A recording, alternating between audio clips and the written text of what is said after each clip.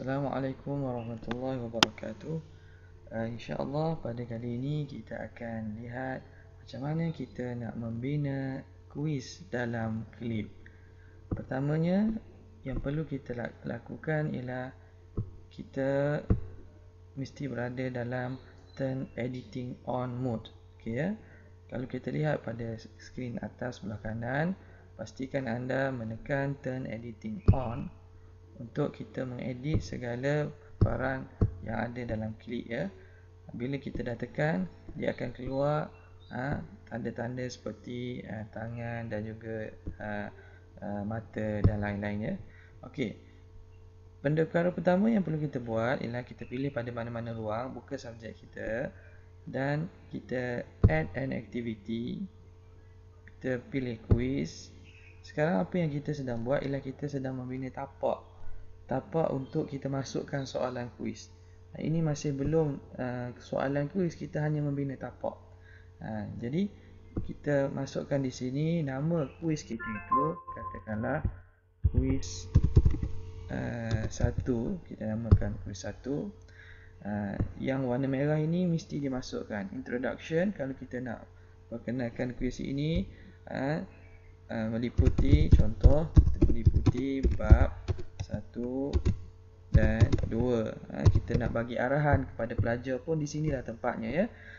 Pelajar dikendaki, contohnya pelajar dikendaki membaca bab 1, bab 2, tajuk berkenaan dalam masa berapa minit apa. Di sinilah ya kita nak menerangkan apa-apa yang berkenaan tentang kuis ini. Okey.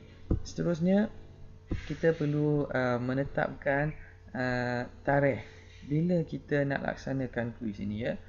Jadi kita tekan pada button enable. Kita pilihlah bila-bila tarikh katalah pada hari ini 30 September kita akan buka kuis ini dalam jangka masa daripada pukul 9:05 hingga pukul 11:05. Okey, ini bergantung pada kita ya. Kita nak buka lama mana. Jadi di sinilah memerlukan kemahiran kita. Kalau kita ingin laksanakan kuis itu serentak, maka kita pastikan pelajar dah hadir dan membuka kuis itu dalam waktu serentak. Okey, ini maknanya kuis ini akan terbuka valid bagi pelajar pada tarikh ini, pada waktu ini sehingga waktu ini. Okey, time limit ialah masa yang dibenarkan untuk mengambil sesuatu kuis yang kita buat ini. Jadi katakanlah kita nak kata kuis ini jangka masanya, tempohnya 10 minit. Pelajar mesti menyiapkan dalam masa 10 minit. Lepas 10 minit dia akan tutup terus. Siap tak siap dia akan tutup. Okey, jadi itu bergantung pada kita. Attempt allow ialah berapa kali pelajar itu boleh mencuba. Kalau unlimited maknanya boleh cuba banyak kali lah ya. Ini function ini kita guna kalau kita nak memberi pelajar kebenaran untuk mengakses kuis ini beberapa kali. Dan kita boleh letak setkan di bawah nanti. Kalau kali kedua dia akan mengurangkan markah. Ataupun kali ketiga akan lagi kurang markah. Itu kita boleh buat ya. Kalau kita nak mengatakan sekali saja, okey sekali. Okey, sekali, maka function ini takkan ada ni grading mode. Kalau katakanlah lebih pada sekali, 3 atau 2 kali, maka akan keluar function ni grading mode. Macam mana kita nak kira markah? Pelajar telah menjawab 2 kali. Seorang pelajar menjawab 2 kali kuis kita, adakah kita nak memarkahkan yang paling tinggi ataupun average, puratanya, ataupun yang pertama ataupun yang terakhir. Okey. Jadi itu bergantung kepada kehendak pensyarah. Saya biasanya hanya membenarkan sekali sajalah ya. Okey. Grade kita biarkan begitu. Layout ini juga penting di mana turutan soalan. Jika kalau kita ingin supaya soalan itu bercampur, maknanya pelajar A muka surat pertamanya ataupun turutan pertamanya berlainan dengan turutan pelajar yang kedua.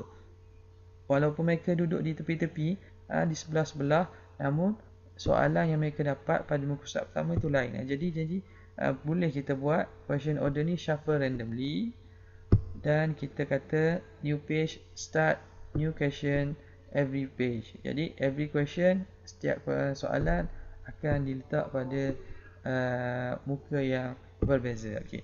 Shuffle within question, dia akan jadi random kan, dia akan mencampur adukkan antara soalan tersebut. Jadi orang pertama dengan orang kedua, walaupun soalan satu, tapi soalan satu dia berbeza dengan soalan satu orang sebelah. Okey. Biasa saya akan pilih yes. Defer feedback ni saya biarkan begitu. Dan ini juga penting ya, macam mana kita nak menjalankan ataupun kita nak memberi feedback ataupun markah ketika after the attempt, immediately after the attempt, selepas pelajar siap saja menjawab, apa kita nak tunjuk? Adakah kita nak tunjuk attempt, berapa cubaan dia buat, soalan betul atau salah, mana betul, mark berapa markah dia. Ini kalau kita inginkan dia dapat tahu terus markah, maka kita klik lah. Tapi pada kebiasaannya saya tidak pilih banyak di sini, kecuali saya hanya meletakkan attempt saja, kerana boleh jadi ada pelajar yang ketinggalan jika kita telah nyatakan jawapan yang betul, markah dan seumpamanya. Kebarangkalian pelajar itu akan yang belum menjawab boleh tengok yang mana yang betul, jadi sukar untuk kita menjalankan kembali ujian tersebut. Okey. Jadi biasanya after the quiz close ni, lepas quiz itu tutup pun, apa kita nak tunjukkan. Biasanya saya pun tidak memilih banyak sangat function di sini ya. Right answer saya tidak beri sini. Kalau tidak, lepas quiz tu tutup, pelajar tu tahu mana salah mana betul.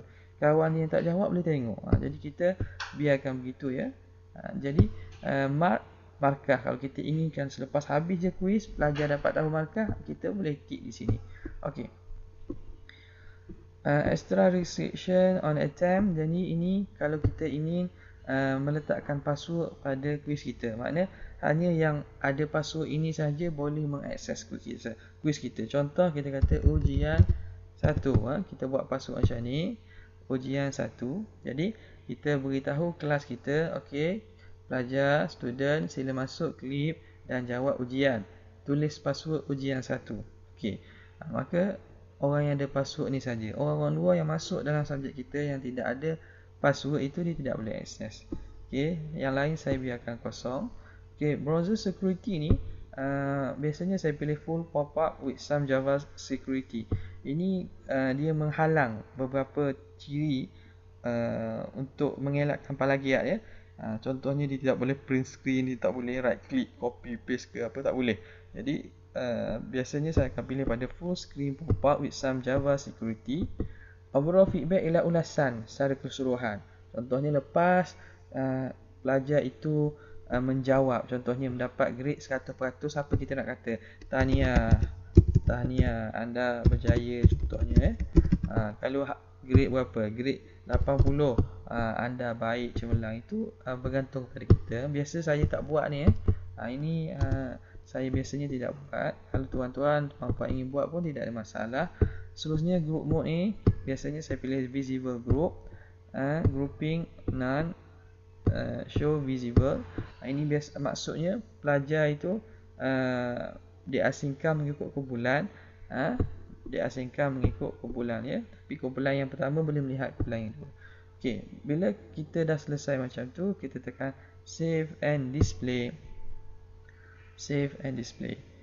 Maka kita telah membina satu platform bagi kuis. Jadi inilah paparan yang akan keluar. Begini. Okey.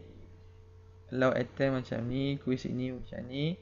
Jadi apa yang tinggal ialah kita perlu memasukkan kuis, soalan-soalan kuis dalam platform yang kita telah buat ini. Jadi